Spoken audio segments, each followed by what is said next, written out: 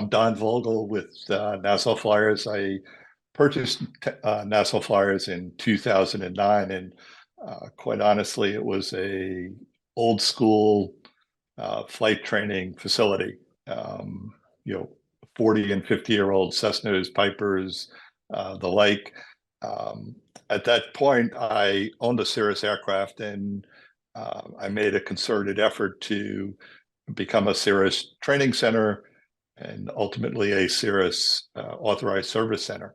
A couple of years down the road, we became a Cirrus training center, and we've basically never looked back at this point. We are an all Cirrus fleet. We manage probably about 20 aircraft and have 12 Cirrus aircraft on our flight line that we do flight training in and aircraft rentals and things of that sort. Obviously, that moved over into the maintenance side of our facility, which we kind of have a large enough fleet that in and of itself, the maintenance department is a business. And what we've tried to do is expand into doing a little bit more outside work and things of that sort. We've had, over the last couple of years, we've made some changes where we're starting to see some good success. In the past, it was more where we would just a little bit of a mash unit in a sense of that we were just like get the planes up and flying. But now we're really focusing on a lot of warranty work, mostly new aircraft in our fleet. At this point, 95% of the work that we do is on airplanes that are under warranty. So, and that makes it not so much a challenge, but it's, there's a little bit more administrative work. And that's where EBIS has really made a huge improvement for us in terms of organizing our work, being able to facilitate what we're doing and generating reports as to the success that we are having. We at this point have we do have 3 full-time technicians, so we're a relatively small shop in that sense. In addition, we have 2 apprentice people that are working for us. One of the things that has, I think, really made a huge impact for us is that our quote-unquote director of maintenance has that role has really changed.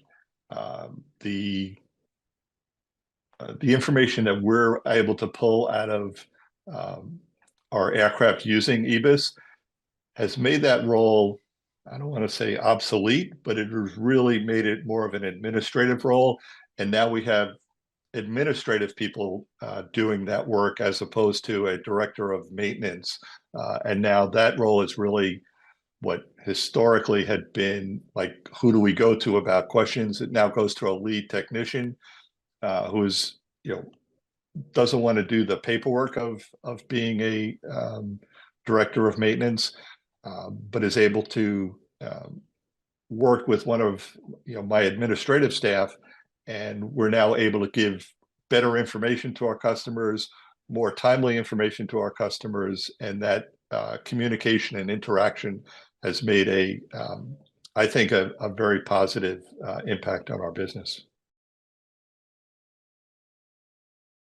When I first bought Nassau Flyers, as I said, it was, old school airplanes. And not that I'm saying that I'm on the cutting edge of technology, but I was always pushing towards being involved in technology to the best extent that we could, even to the point of having arguments with instructors over whether or not we should be training in G1000 airplanes. They said, no, everybody has to learn in a old 6-pack airplane, and with things failing all the time. And I was like, that just seems like a bad idea.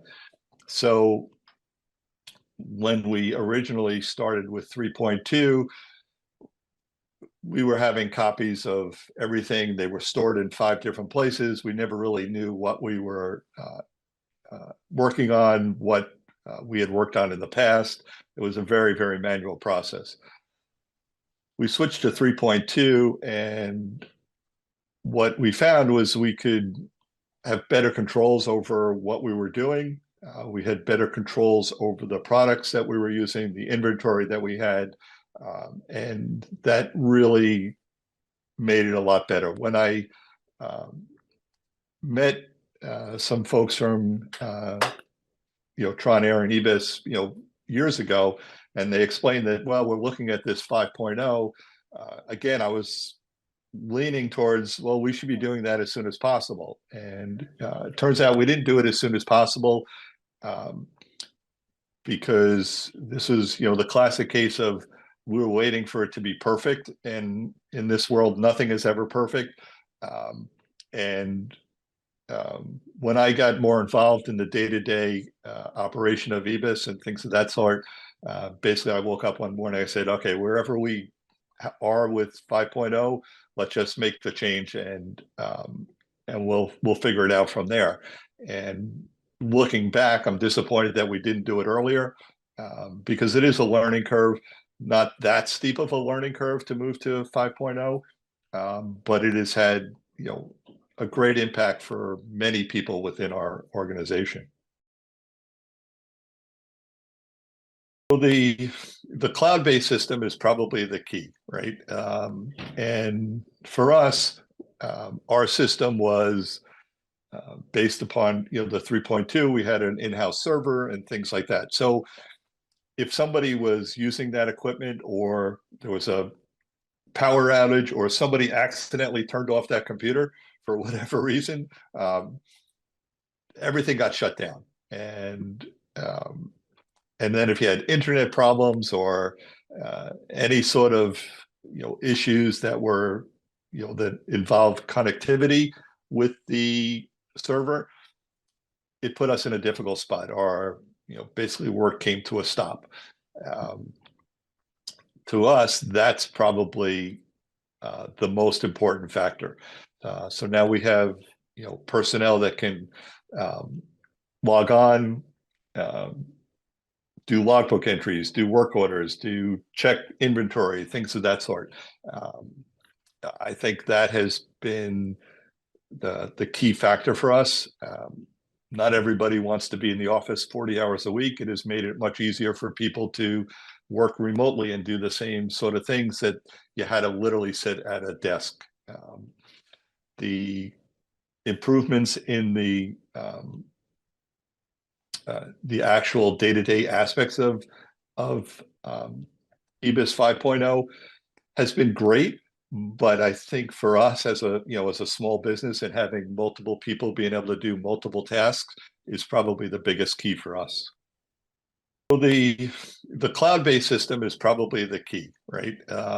And for us, our system was based upon the 3.2. We had an in-house server and things like that. So if somebody was using that equipment, or there was a power outage, or somebody accidentally turned off that computer for whatever reason, everything got shut down. And then if you had internet problems, or any sort of issues that were that involved connectivity with the server, it put us in a difficult spot. Our basically work came to a stop. To us, that's probably the most important factor. So now we have basically, Keith and the whole team was obviously very much involved. It went a lot smoother than we feared, to be honest. The hardest thing was the anxiety of pressing the button, saying, okay, tomorrow's the day. But we were well prepared. We had multiple meetings with your teams to prepare everybody for the transition. And I think one of the keys that were for us was that uh, like even our all our technicians, them sitting in the meetings really helped improve their understanding of what they could do and not do with EBIS. They probably had the ability to do some of the stuff with the 3.2, but just the training that they received to move to 5.0 was incredibly helpful and really made it a seamless transition for us. Basically, Keith and the whole team was obviously very much involved. It went a lot smoother than we feared, to be honest. The hardest thing was the anxiety of pressing the button, saying, "Okay, tomorrow's the day." But we were well prepared. We had multiple meetings with your teams to prepare everybody for the transition. And I think one of the keys that were for us was that, like even our all our technicians, them sitting in the meetings really helped improve their understanding of what they could do and not do with EBIS. They probably had the ability to do some of the stuff with the 3.2, but just the training that they received to move to 5.0 was incredibly helpful and really made it a seamless transition for us. Basically, Keith and the whole team was obviously very much involved. It went a lot smoother than we feared, to be honest. The hardest thing was the anxiety of pressing the button, saying, I will say that it's most of the tasks that are involved with EBIS are relatively simple. And so we've been able to take, people that might have been doing, I'm going to say higher level work, and we've eliminated their need to be involved in the actual billing and accounting part of EBIS. So it is, made them more productive because they could, take some of the, and I don't mean mundane tasks, but some of the more repetitive tasks are able to be done by people that don't necessarily understand what's happening. And just, somebody has better oversight of that information. And it has all gone much quicker. The technicians now have basically, they don't understand. I don't think they really fully grasp of how much of the work that they're now doing in EBIS 5.0 that they weren't doing in 3.2. Maybe it's because they become more engaged in the whole process in terms of compliance items and inventory and things like that. But they've also taken more pride in that they've pushed the work through to a 2 steps further down the process than they used to, and that has made and without a lot of extra work on their part. It's not as if they're replacing the work that was done by somebody else. I think the 5.0 has just, at least from what I see, has made it much easier once the tasks are set up to ensure that they're properly done and get closer to the actual billing of a customer. For me, the cloud-based system is just, it's a game changer. I go away for a week or two. I don't feel out of touch with everything. I'm able to do the same work that I was, if I was just sitting at a desk. And I think that the world has changed, and it may slide back a little bit in terms of remote work versus in the office work. But I think this is something that is going to be a game changer in every aspect of businesses, and it has made it easier to oversee the controls of what we're doing without having to physically be in the office. So that's an important part for us.